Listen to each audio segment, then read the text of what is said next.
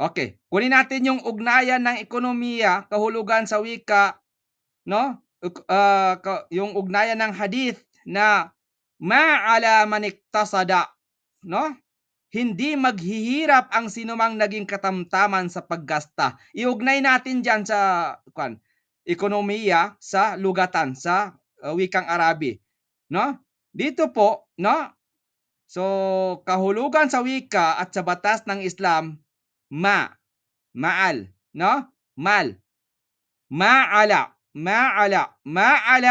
hindi naghirap o hindi kinapos sa pangangailangan. Man ektasada, sino mang naging katamtaman at balansi sa paggasta malayo sa labis, israf at sobrang pagkakuripot. So, taktir. So, bukhol. So, pagkuripot, hindi rin maganda, no? Ibig sabihin, sobrang pagkuripot. Lahat tayo ay kuripot. Sa? Hindi, ibig ko sabihin, lahat tayo ay mapagkakuripot, pero hindi sobra. Sa? So lahat ng tao, sino ang hindi kuripot? May alam kayo? O tayo lang yun. Okay, ibig sabihin dito, ibig sabihin dito po ay sobra, yung sobrang pagkakuripot, yung taktir o bukhol, no? O israf, yung malayo sa labis o yung pag-iisraf, no? Mabili ng bili na wala namang, hindi namang kailangan yon. So, iugnay natin yung hadith sa ekonomiya, sa wikang Arabi sa ekonomiya, al-iktisad, economics. So, dito po, una po, yung pagpapatatag ng financial na balansi. Ano English niya? Financial balance. So, kailangan po may financial balance tayo. Ang katamtaman sa paggasta ay nag-iingat ng yaman at pumipigil sa pagkalugmok sa kahirapan. Ito ay kaayon ng prinsipyo ng sustainable economy. What is sustainable economy? Sino nakakaalam ng ano ang sustainable economy? Anong pagkakaintindi ninyo sa sustainable economy? Okay, another yan. Next time. Kung gagamitin ng maayos ang yaman, ito ay tatagal at sasapat. May magsasagot? May sagot? Wala? Okay, continue tayo. Yes po. Ay, Sister Laila. May idea. Okay, what is sustainable economy? Bigyan ka rin ng example. In short lang, barakallahu fik. Okay. Yung sustainable economy po is yung parang, kumbaga, from the word itself, sustainable, meaning long-term. Long-term siya na financial stability, parang gano'n, ng paggamit ng mga resources natin at hindi lang siya pang short-term or one-time, big-time na paggagamit ng yaman natin. Yun po yung naintindihan ko sa sustainable economy. Tama po. Bakit? Kung gagamitin natin ang sustainable economy ng maayos ang yaman natin at tatagal at sasapat ito. Tama po, Sister Laila. Jazakillah khairan. Okay, pangalawa tayo. Yung ang financial balance. So, tingnan nyo, baka lalabas yan sa exam, inshallah. Sakto at paggasta at pagbabudget. Opo, tama po, Sister. Okay, pangalawa, pamahala sa mga yaman. Anong kaibahan doon sa aya sa kanina? Ano yung nasabi natin kanina sa aya? Yung pangalawa?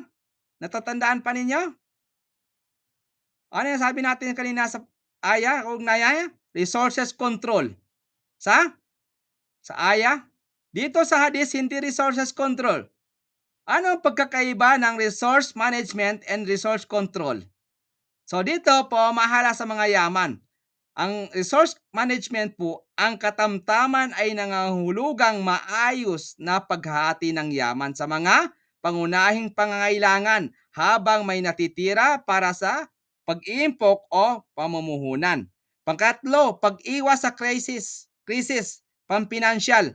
Ang taong marunong magtipid at maging balansi ay mas kaunti ang posibilidad na malubog sa utang o bumagsak sa krisis pampinansyal. No? Yan po yung pag-iwas sa krisis pampinansyal. So, ano po ang epekto? Ano ang epekto sa ekonomiya ng bansa? Pang-apat ito, So, epekto po sa ekonomiya ng bansa kung nagtitipid at nag-iimpok ang mga mamamayan, tataas ang investment at produksyon na magpapalago sa ekonomiya at magpapababa ng inflation. So, ano po yung halimbawa niyan?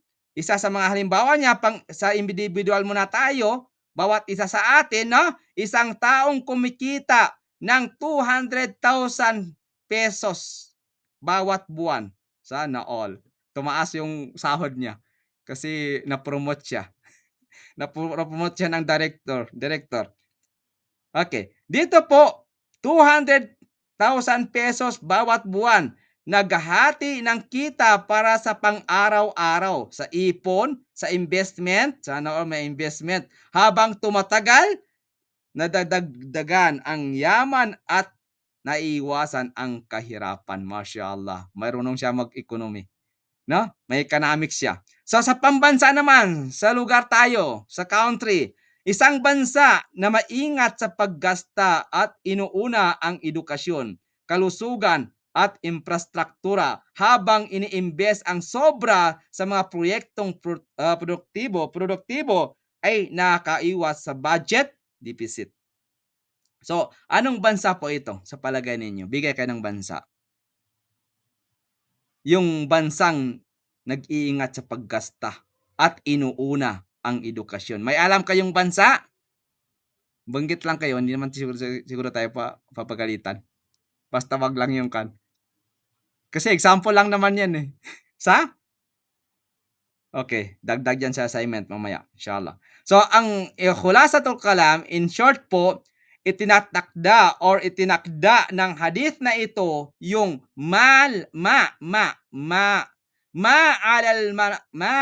maniktasada, no? Na ito na isang mahalagang prinsipyo sa ekonomiya.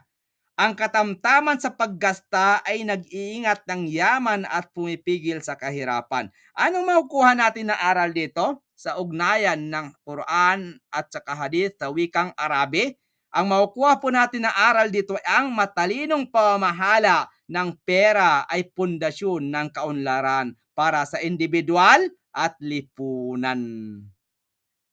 Khulasa. Isa-summary nyo yung sinabi natin. Barakallahu fikum. Sino makasummary?